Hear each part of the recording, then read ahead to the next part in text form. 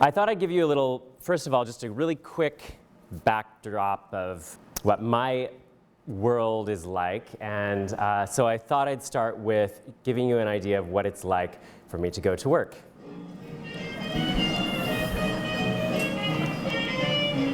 This is my midget that I guess I drove on a rainy day this day. But come down MLK, so you can always find it. After you've seen this video, you'll be able to find it.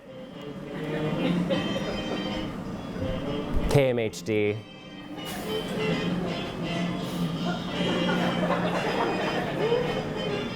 A lot has changed since this video, by the way.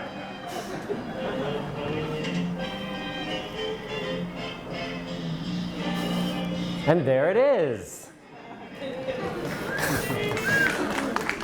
It is by appointment.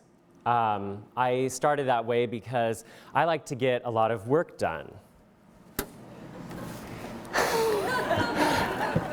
And I can't get a lot of work done if there are people coming to the door and asking me, what do you do in here?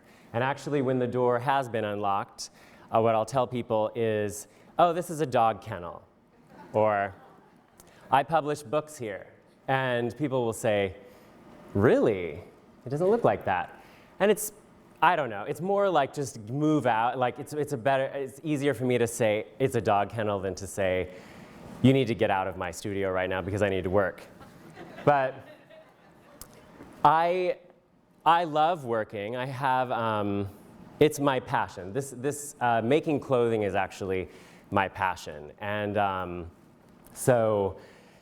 So I spend a lot of time doing it, and I like to perfect things. I like to do things over and over and over again. I like to do it alone. And so so when people come in, I can really enjoy the time that I have with them. And then when they leave, I can work more on their project and kind of focus on what I need to do.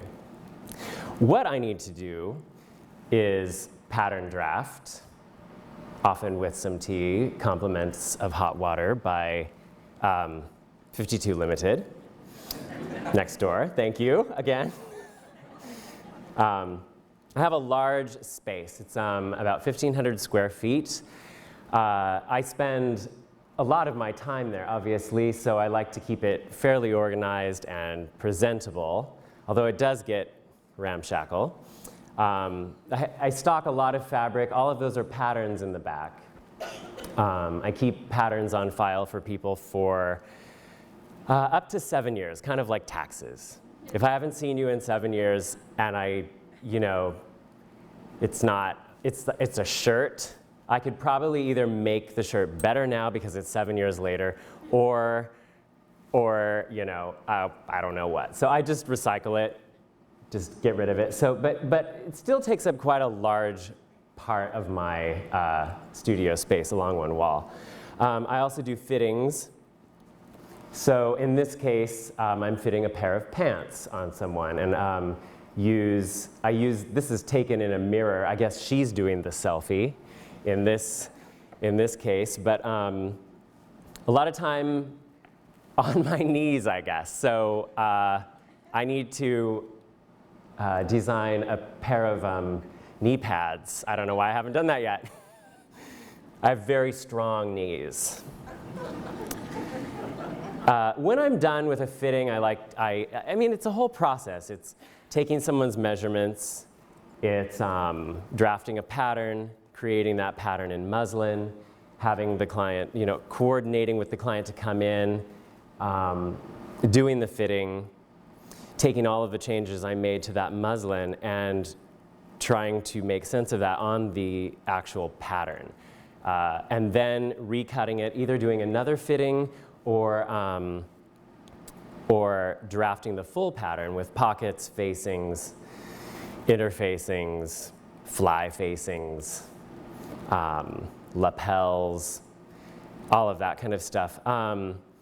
Afterwards, the whole process I try to keep within 6 weeks. Sometimes it's 8 weeks, but I like to do things fairly quickly, and I'm usually working on about 12 things at 12 garments or clients at a time. And I sew. So here's me sewing a pair of pants, but I do all of the pattern making, fitting, most of the cutting. I do have, there's someone out there that she's helping me doing a lot of cutting and button sewing and hemming, but I do almost all of the sewing, if not all of the sewing. Everything with my label on it has been made by me. In the last, I don't know, I've been in Portland for 13 years and I was in Seattle for 5 years before that. So it's quite a lot of clothes, and it's kind of always, for me, success wasn't like you're in Neiman's or you're at Barney's, but it's been, I found a pair of jeans of yours in Chicago and in Goodwill as is. So it's like, yes, I made it. I made it into the people, and it came back out to be reintroduced to the people. I love construction. I love coming up with an idea and figuring out how to make that happen. It could have taken lots of routes, but it turned into clothing. So let's try our first slide. So I'll often start with a sketch. So in this case, it's a jacket, but you can see on the jacket there are these, whoa, I need a laser pointer. So I'll just show you on here, there are these rounded lapels, which kind of, you can see here, this kind of thing, this kind of thing. I was really into rounded parts, and how they, it's like overlapping. So you know, let's take this dress in particular here.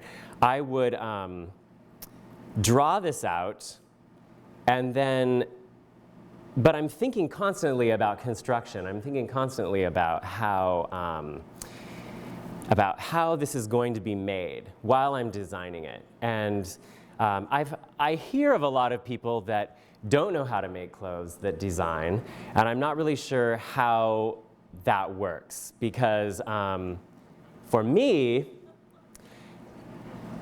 knowing how to make something actually supports making it, or designing it, actually. It actually supports designing it. And so nobody can pull me away from the sewing machine, because it's kind of where I'm learning to design further. So in this case, I'm drawing this and I'm thinking, you know, I want this, this top part to overlap the bottom part, the skirt. I want the top to overlap, but I don't want it to be two pieces. I want it to be one piece. So how would that work? You know, how is that made? And I'm thinking about that as I'm designing it. And I suggest any designer of anything to actually spend a considerable amount of time making what it is that they design. I'm sure all of you do, but it's something that I've noticed, I guess, in just talking to especially a lot of younger people in schools, where they just can't wait to design something. And it's designing is fun. Designing is really wonderful, but for it to have a foundation and something that is solid, that is probably the most important part of design, at least to me. And that comes from knowing how to make what it is you are designing. So there are Jackets. Oh, here's another jacket. So oftentimes, I'll start off with something really wild, and then it will end up, a little more pedestrian, even though I don't know if this could be considered pedestrian. And especially when I first moved here to Portland, moved back here. I'm actually was born in Vancouver, Washington. When I first came back here in 2002, I had a studio, little storefront, showroom, and people would come in and they'd say, "This isn't very Portland. Your clothes aren't very Portland." And other than just like, that's totally rude, I said, well, let's just back up a bit. Let's see. Okay, I was born here, and I spent most of my life here. I also, let's see, I thought of this here. I made this pattern here. I sewed this here. These are probably more Portland than you or anything that you're wearing. So, yes. Also, I really like angles and piecing, and I spend a lot of time thinking about how to incorporate angles or, I guess, geometry, for a lack of a better word. Although, I was good in geometry in high school, but I'm not a geometry major or anything. But I have learned a few things about how geometry or lines affect your eye. And you can have angular geometry, such as this, or as in the picture, or you can create geometry by straps, that sort of thing. I think a lot about that, and then I typically go ahead and just erase it all, because I try to constantly pare it down, because who wants all this junk, all this junk all over the place?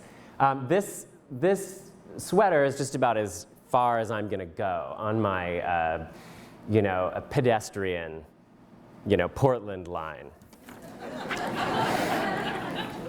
But you can create geometry with just, oh my, let's just turn this part off.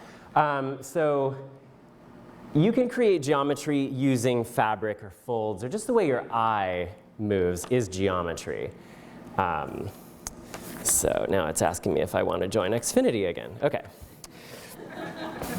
And then a lot of times I will just sit and wait for somebody to call, And there is the phone number, if you do. Or you can visit, but I probably won't let you in. You can ring the doorbell and I'll wave, and then you can call.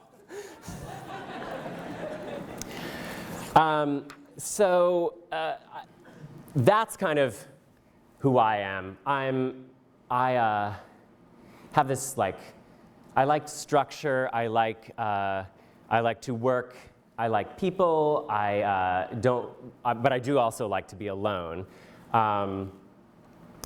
And I like pickles. But I thought I would start with that, and then show you a picture of my mother's high school photo.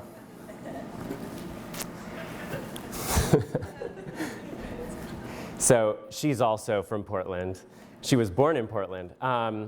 She used to have this little trick, and it involved the pull-out Flare Frigidaire oven and a dishwasher, a portable dishwasher. She would say, "Hey, Adam." Oh, actually, that dishwasher isn't so. Yeah, this is more dishwasher fashion. More time perspective too, this was probably 1975. But she would say, hey Adam, come in here. I've got this really cool trick. Put your finger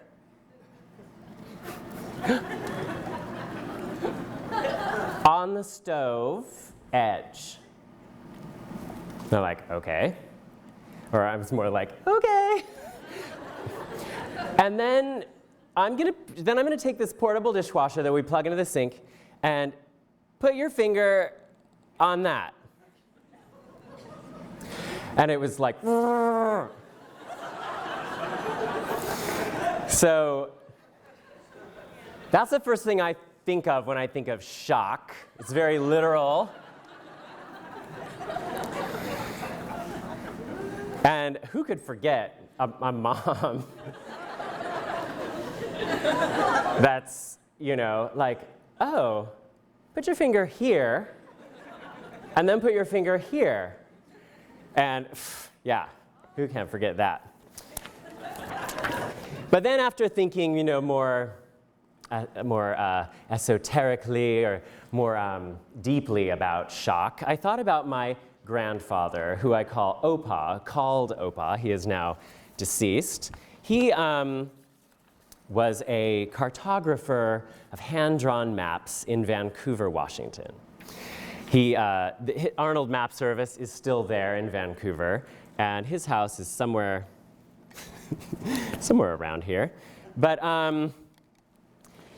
he was an engineer, cartographer. He hand-drew these maps for 50 years, sold them out of the front of his house. Very dedicated. I learned a lot of things from him, really inspiring person. But he used to play tricks on us, my sister and I. Funny little tricks. So I could relate to him on this level of like, wow, he owns his own business. He does his own thing. He had a toy making business before I was born. He lived through the Depression. He was totally thrifty. But like a trickster, an elegant, sophisticated trickster.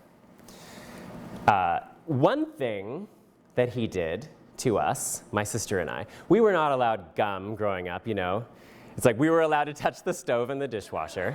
We were not allowed gum or sugar or anything like that. So he knew this. And gum, think about it. When you're 5 years old, you live out in the country. We lived out in the boonies. We weren't allowed sugar. And so you come across this sort of thing on television.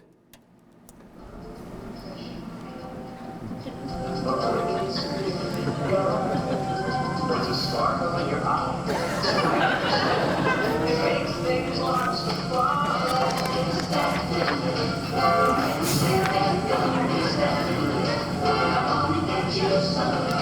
Sweet, fresh, taste, great experience.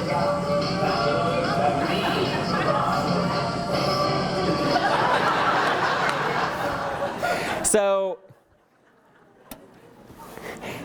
just to give you an idea, he sent us some gum in the mail. And I was like, oh yeah, Wrigley Spearmint Gum. It's that little lift. But he had, so we tear it open. Oh, this is so great. And he had replaced every single little tiny stick of gum with a thin piece of chipboard. And believe me, there were 2 packs of gum, and my sister and I both opened all of them, nothing but chipboard. So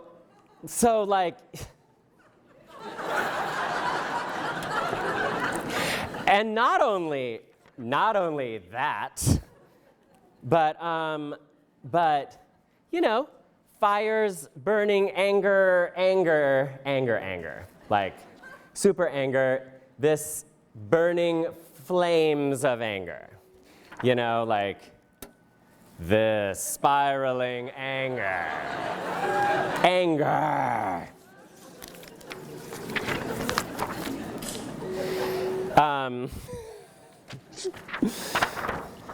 But when it came to fashion, I turned that anger into inspiration. Because when it comes to my career in fashion, hey, you know, great, I can make a lovely pair of slacks, and I can make a jacket, and I can make you the perfect fitting coat or dress. But, you know, ooh, cool, pretty. Oh, that's a really pretty dress coming down the runway. And like on a runway, which, you know, I don't know, that's a part of my job is having a fashion show. It's not really my favorite part. I'd much rather be working and talking to people. But I was remembering my grandfather when it came to doing a fashion show. And a lot of my first fashion shows were in groups. It was a group fashion show. It's me and a bunch of other people. So I turned that anger of those tricks into, I could trick my audience, or I could make a comment on society, or I could, and you can do this, okay, you know, I'm doing it through my clothing, but you do it through the presentation. The presentation is everything, and presentation is where I found people were thirsty for, they're just thirsty to be challenged, and they're thirsty to be terrified, and they're thirsty to feel uncomfortable. All of the things that you say, oh no, we don't want to make our clients uncomfortable. We want to embrace them and cater to them. And it's like, yes, but also fuck with people. And so that's what I started thinking about. How can I make people uncomfortable? You know, when a person sees, let's say, a show, a fashion show, and they see these models coming down the runway, and it's really quick. It's always like over really fast. Think about what level of your person is touched when something's beautiful. Think about the sunset this morning. I mean, come on. Sunset. Sunrise. Think about, whoa. I have been shocked many times in my life, so that's why I'm here. That sunrise this morning was amazing. It was beautiful, and it's just kind of restorative. It's like a restorative yoga class. But when somebody comes running out of a store, like with a knife, and like just like starts slashing tires, or, you know, like jumps in front of a car, that hits you on a deeper, it hits you in a deeper place. That place, if that is hit, that's like ultimate marketing. I mean, that's ultimate marketing. And especially if like you are an independent designer in Portland and you like can't afford your rent, you know what I'm saying? So you don't have a lot of money to hire George Lucas to come and make this a really wonderful fashion show. So I used it in a number of group fashion shows in the last 13 years in Portland. So I want to talk a bit about, I selected 3, and I'm going to tell you a little bit about them and what I did. Also, one more thing. I think it's, as an artist or a creative person, it is your fundamental moral daily responsibility to make people uncomfortable. It is. Be friendly. Call people back on time. I mean, I'm into those things. You know, emailing, handwriting invitations to fashion events or parties,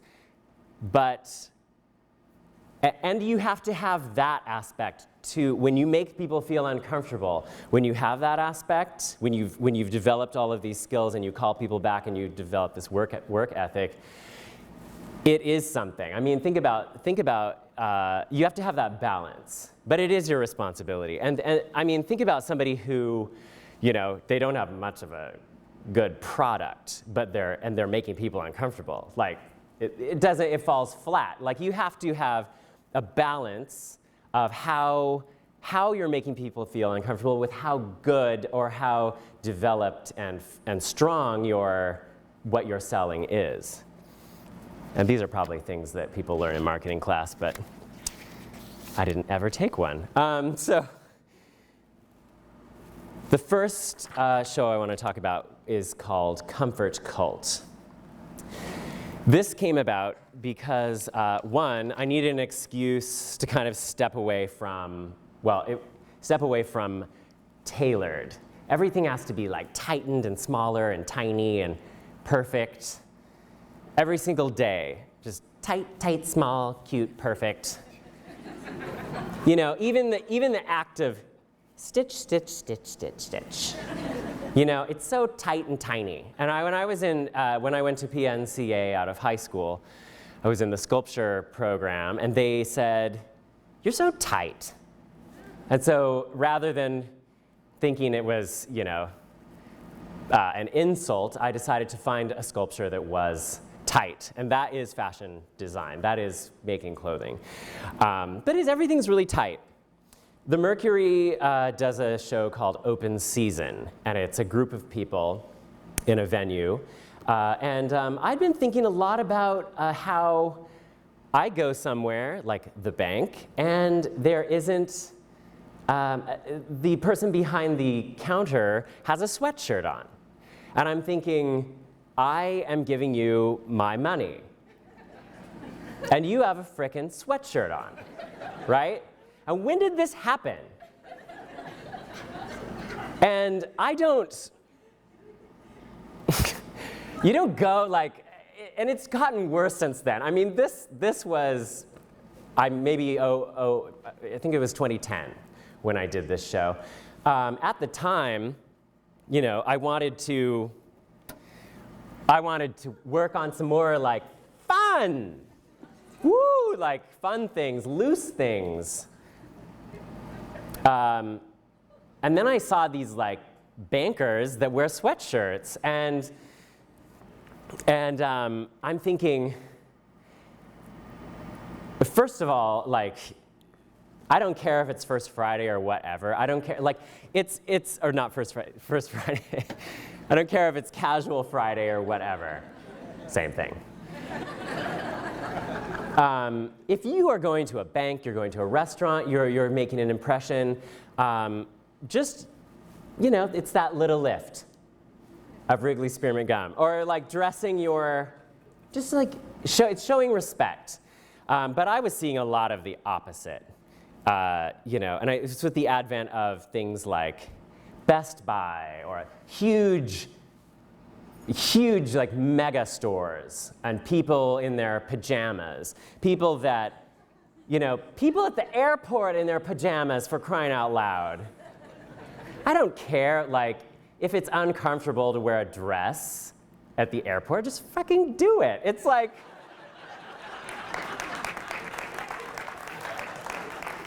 you know what? Like, it isn't about how comfortable you are. It's about the respect. It isn't about, you know, being as comfortable as you are in a mattress. Being as comfortable, I want to be as comfortable as I am in my bed as I am at work. Like, it's, you know, if you're alone at your work, okay, but if you're meeting with people, it just shows a certain amount of respect to the other person, and it commands respect. I mean, you get treated differently. Here is a group of what I saw as developers outside of a cafe. Because one of my other things, one of my other pastimes, is eavesdropping and taking photographs and movies of people. So you'll hear the cafe sounds. All of these people are Pearl District developers. So they look like they're going hiking, for crying out loud. And this is what I wanted to address with the comfort cult. This is cult of comfort. What is this? Like, I can wear whatever the fuck I want all the time. Because you can develop a style. And you can wear your cargo shorts and cargo pants. It's fine. I've got some cargo shorts. The thing is, you know, it's not your professional attire. And it's not what other people want to see. Other people don't want to see big gulps, the size that you can wash a week's worth of panties in this soft drink. But I wanted to take it, and I was like, okay, all these people are gonna be, all the other designers are going to be, you know, showcasing their lines, and I've already done that. I had my own fashion show when I showed my pedestrian line. So I was like, I'm gonna recreate a world, because that's what it's about. Recreate, like, ask myself, what would I design if I were designing for Target? And I actually holed up in the Commodore Hotel in Astoria for like 3 days by myself, lock the door, have a whole bunch of water and, like, you know, Cliff Bars, or, you know. Actually, it's more like baguettes and avocados, if you know me. And I drew out big, like, I kind of embraced it. Huge, fat, luxurious, puffy, unstructured clothing. An ultimate long hoodie by Adam Arnold. The kinds of things that people who, you know, knew my brand in Portland would be, oh my God, what the hell? Like, this guy's gone off his rocker. But I feared that people that didn't know me would be like, who is this dude? Like, who's making these puffy clothes, you know? Puffy and mobile. I want to be as comfortable in bed. I mean, I want to be as comfortable in bed as I am in my clothes. I'm not wearing shoes. I'm going to wear little slippers. Little tiny slippers that you might find on Sesame Street. But I wanted it all to have this, like, Adam Arnold vibe. What would it be if I, you know, designed clothing for Target or not even for Target, but just luxury comfort. And for these, you know, for those people. So I was thinking about all of these things, and when it came to the show itself, I was thinking, what's the makeup like? You know, what does a person look like when they've been drinking 64 or 82 ounce, whatever the hell that thing is, big gulps? What do they look like? Oh, it's like sugar crash, right? Sugar crash. And so I have a few shots from the show, and then so I will show you those now. So it's kind of, we'll take the glare off. Eye patch. And then, like, that thing is 100% cashmere, my dears. And he's mad as hell. Stay away from his 64 ounce. This is an artist friend that came by and tried it on.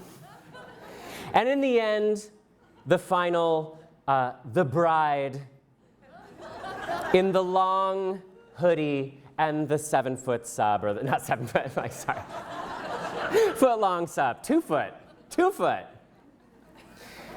And for music, I had to think of what sounds like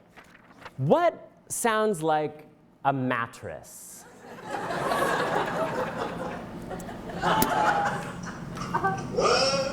I begin to tell the story of how great a love can be? The sweet love story that is older than the sea. The sweet truth about the love she brings to me. Where do I start? With her first love, she gave meaning to this empty world of mine. There'll never be another love, another time. She came into Of course it's going to be Andy Williams. So mattressy.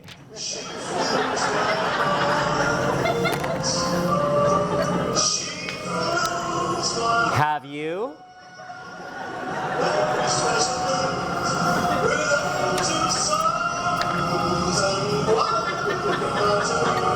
She fills my soul with so much love that anywhere I go, I'm never lonely with her who could be alone. I reach for her hand, it's always there. You get the idea. So that was the Comfort Cult show.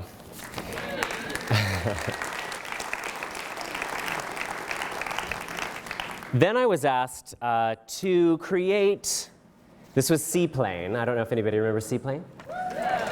So Seaplane said, do you want to participate in our Little White Dress show? And I said, yes, of course I would. And I'm gonna shock the crap out of you fuckers. Like, I'm gonna like do something that you just totally didn't expect because of Wrigley's spearmint gum and the stove and the dishwasher and everything else. So I started thinking, what's small? I started with what's little? Little things come in boxes, right? Little boxes. And then what would be the whitest thing I could think of? An albino. But not this kind of albino, like the kind in like Fellini's Satyricon. That's like an albino, like princess, safe and tiny inside of a box, and cared for, precious. Sickly albino precious in a box. Now, where do I find a little girl? As a, 38-year-old man at the time, looking for little girls on the street isn't a good thing. So I went to a tea party, and there was a little girl there. And I said, would you like to model for me? And she was, and everyone's like, oh my gosh, like what is going on? Like I just realized that it could have been such a horrible situation. But she agreed, and I asked, what is it like to, what do you do when you're sick? Give me sick. And are you afraid to be inside of a box? Are you claustrophobic? And she wasn't. And I was thinking, I'm going to recreate a dream. I find myself almost beckoned. So I walk on the drive toward the front door. Or a nightmare.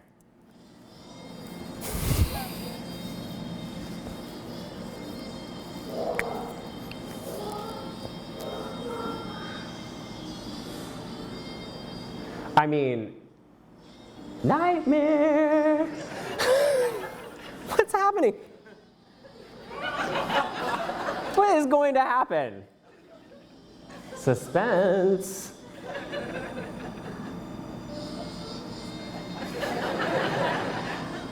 Whoa.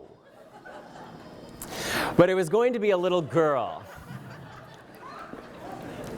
And she was going to be small, sickly, albino little girl. And so I was going to make a palanquin. This is a palanquin. So these are the actual drawings of the palanquin, and a little dress for this little princess. And she was going to be inside, and I was going to recreate this dream that I had of these medical practitioners that were caring for this little girl, and taking care of her, and finding beauty in things like ICU or tubes and sick children. Finding beauty in places that, are considered ugly or horrible or painful. So I recreated this dress. And a friend and I were the medical practitioners with our lab coats and big lollipops in our pockets because we're taking care of this little girl. And we carried her out onto the stage in the palanquin, set it down, unlocked the door, and opened it. And she was exposed inside of this little box that was padded and filled with, lined in padded silk and pillows. And we just showed her to the audience. So it was less about somebody modeling and more about presenting this little white dress.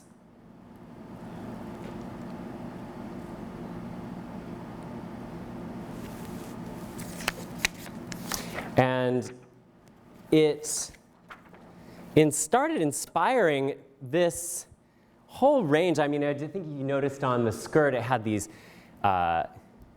hexagons. And it started inspiring this whole range of hexagon design for me, making something out of a bunch of elements. So it kind of the being inspired came back again to me. And maybe it's my moon in the 8th house in Aries. But I love horror, and I like scaring people. So in junior high, what could be considered this is my Shumway Junior High, what could be considered a pretty tasteless joke now was my ways of expressing myself creatively.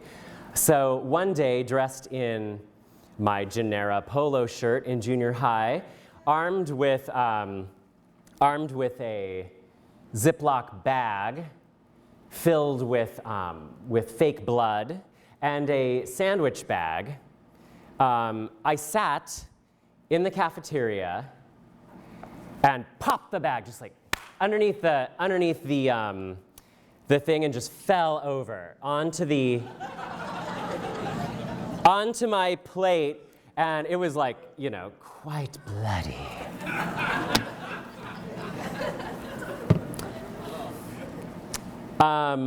Ooh. My. It got all over my Genera. And, this is kind of cool.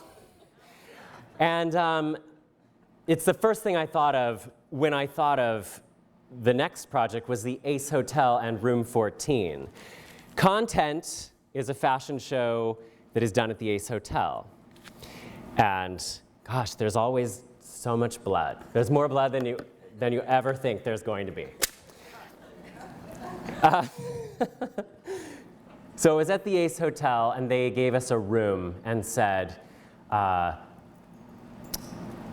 you've got a room, and you can do whatever you want in the room. But you're going to present your clothes. You can only have 3 models. We suggest that you set up a pop-up store. And I'm thinking in the audience, that is the most boring thing I've ever heard of in my life. You got this great venue, such an awesome opportunity. You get an entire hotel room to yourself. It's checked out to you. Just tell me the parameters, and I'll tell you how I'm going to work within them, It gets sticky too. Like,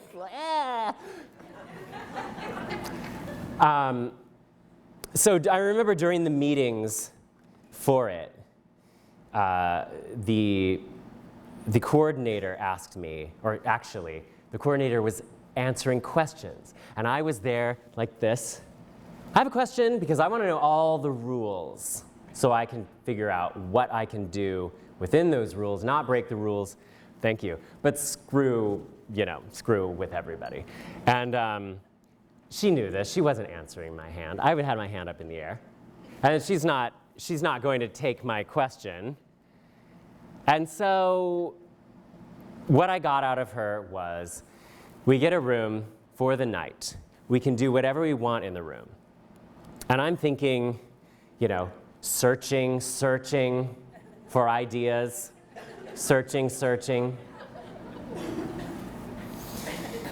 digging deep in there. Oh, thank you.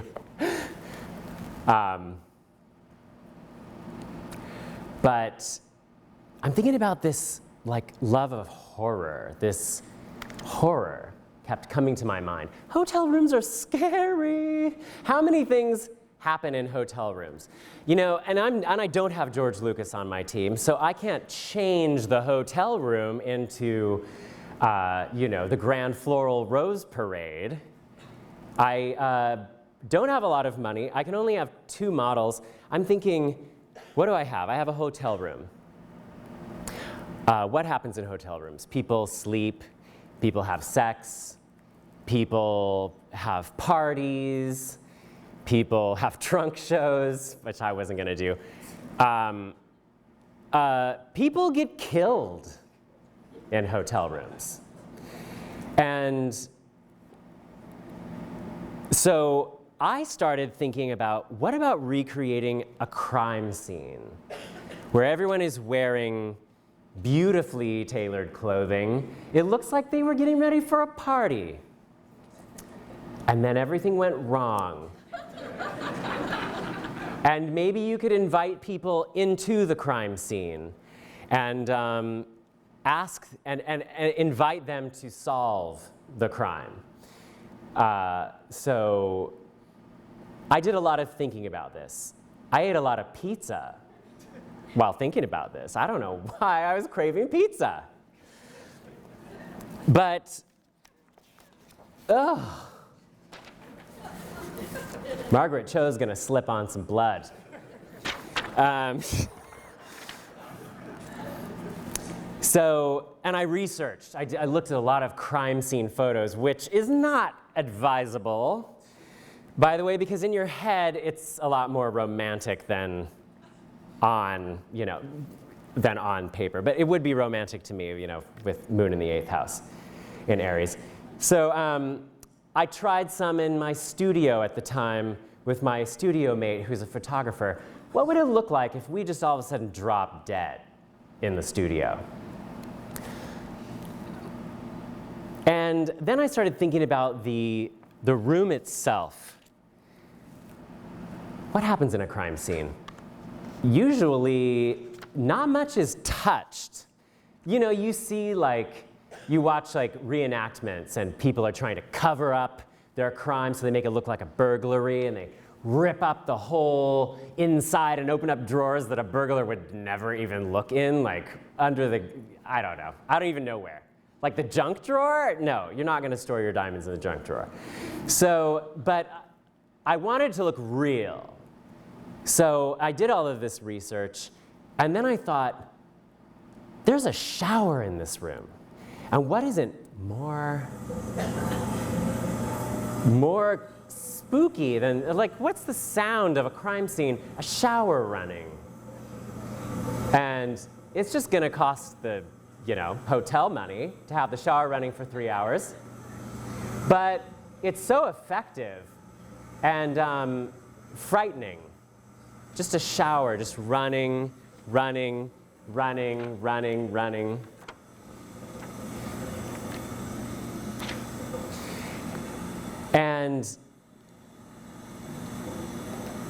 I'm just going to have people lying on the bed the bed's pulled back, lying on the bed. It looks like they had a party, you know?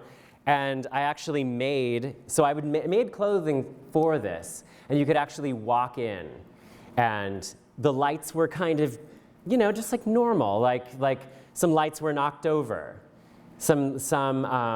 You know, this is the dress that the woman was wearing on the bed. She had a bullet hole in the middle of her head. You can't really see it. But that's the thing, like everything wasn't really in your face. That's me with a burlap sack tied around my head, a bloodied sack. And try doing that for 2.5 hours. We would take 20-minute breaks.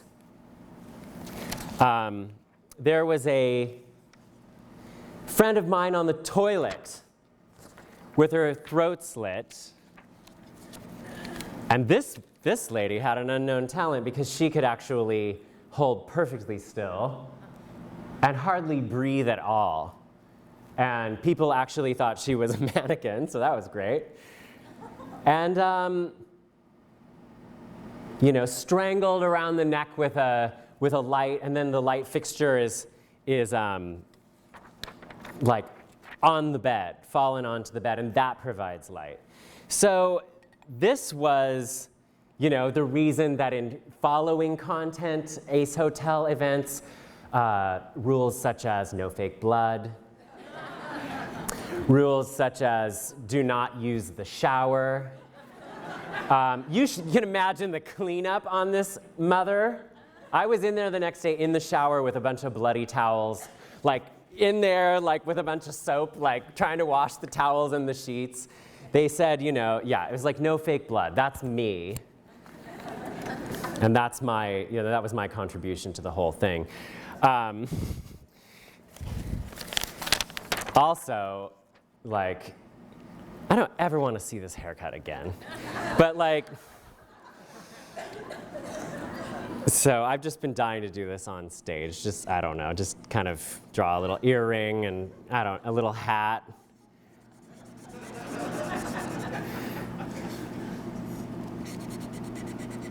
Anyway, yeah.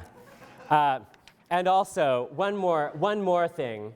Another thing that my mom taught me, and I actually wonder if I could have 4 volunteers from the audience. Okay, I can't see a damn thing, so just walk toward the stage. And this will totally wrap it up. So my mom had a drawer, and it was a junk drawer, but she every once in a while would say, like, do you have, Adam, could you come over here? We gotta see if which of these batteries work and which ones don't. So I'm going to give each one of these ladies a 9-volt battery. And I want you to just hold it to your tongue. And it's just a second. Okay, so we're just gonna do this. We're just gonna count down. Well, we'll maybe one at a time? Okay.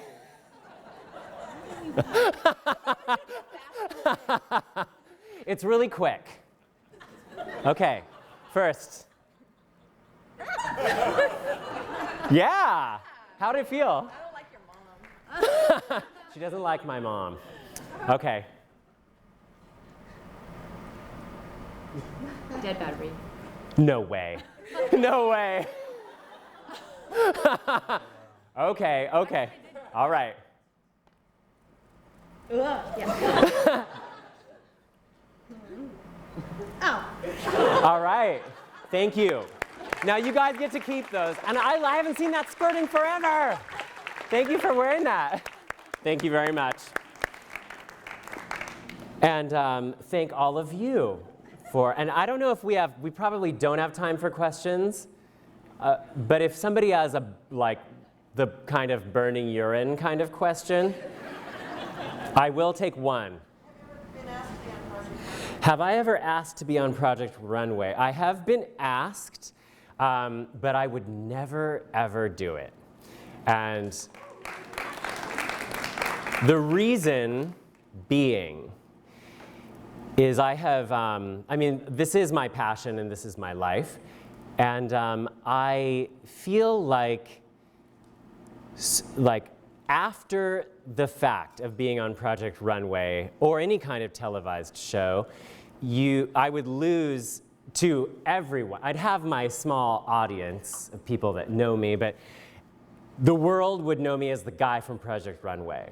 And I don't know if I could actually live with myself, and it would be, I actually take my hats off to people that, hats, I do have many hats, off to people who have participated in that, because it must be just like one of the most strange and unbalancing experiences of your life. So hopefully that answers it. Thank you.